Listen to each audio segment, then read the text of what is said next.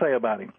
All right, this is a story that we got from him, and and they were involved in it because this happened right on the state line between Kentucky and Tennessee, and it was right in the very edge or near part of it happened in the Daniel Boone National Forest, and part of it on private ground immediately adjacent to it. All right.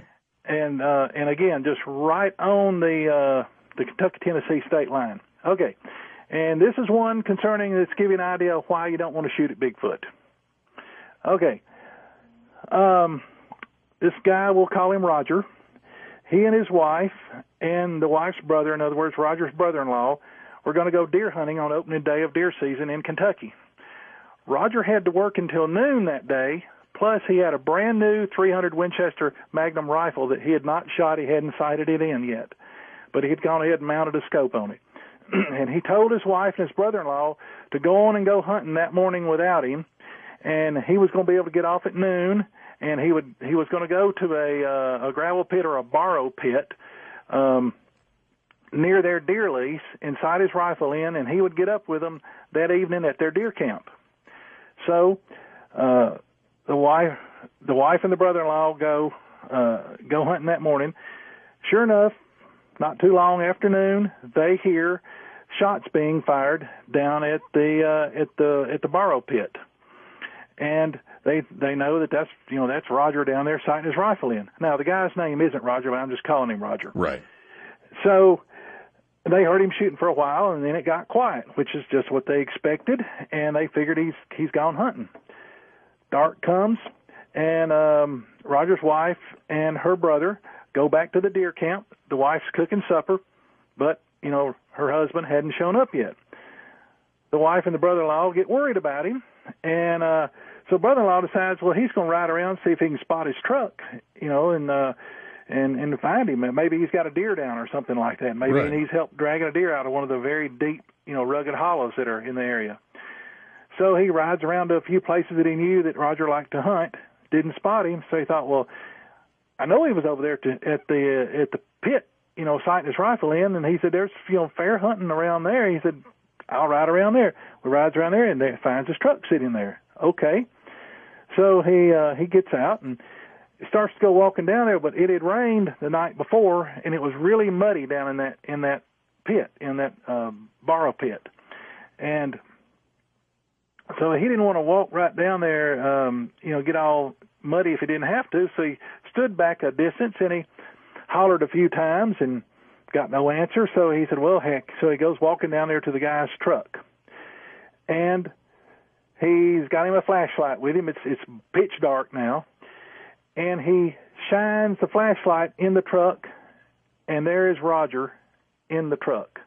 Except he is bent backwards, folded double backwards, and jammed down in the seat behind the steering wheel. In other words, the guy's belly button is in the seat, and his legs and everything are sticking up behind him.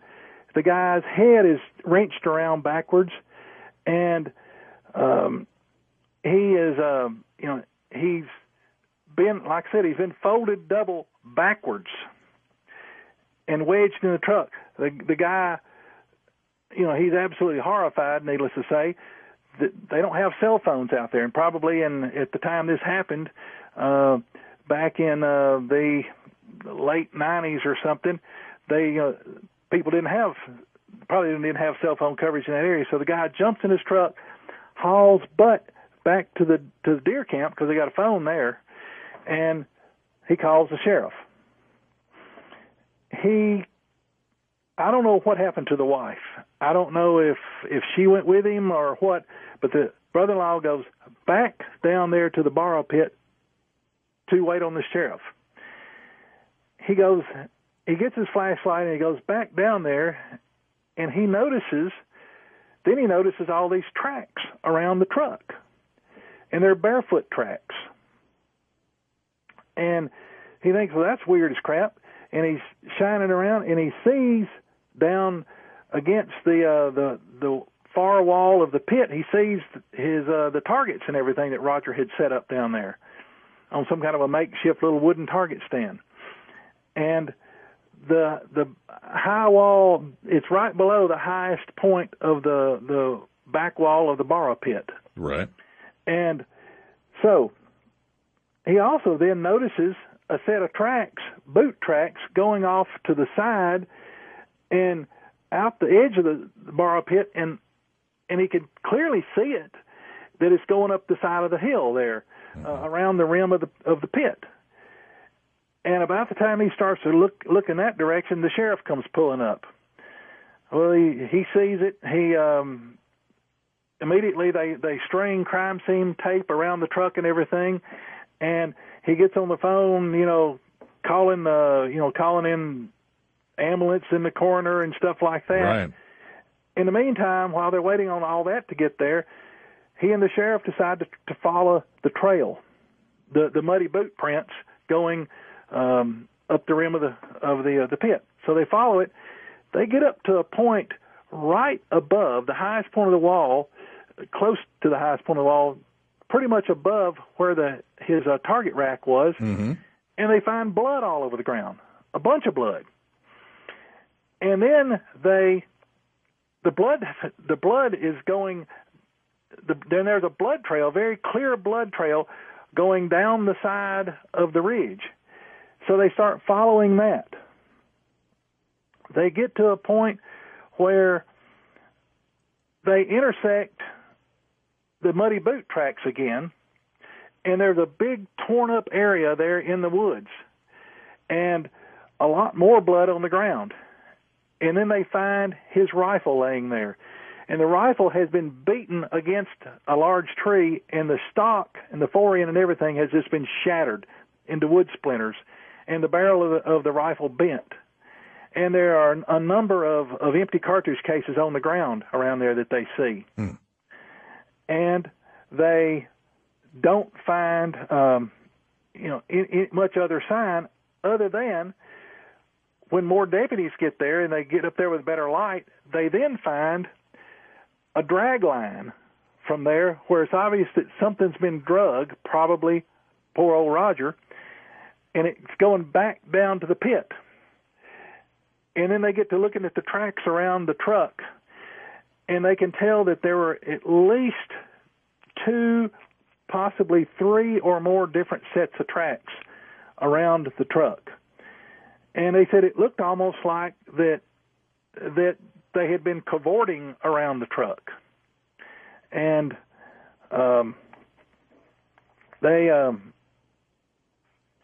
like I said, they could tell that that when they shoved him in there, they carried on and walked around it quite a bit. So they ended up having to have the coroner gets there and they investigate it and everything, and they wrote it up, because there are bears in the area, they wrote it up as a bear attack.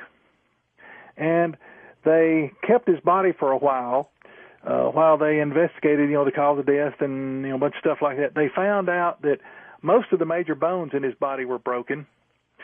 They ended up having a closed casket funeral, and for the guy, and it was sort of kept, sort of hushed up, and so officially that's what happened to the guy was that that he was killed by a bear. A bear that folded him up and stuck him back in the.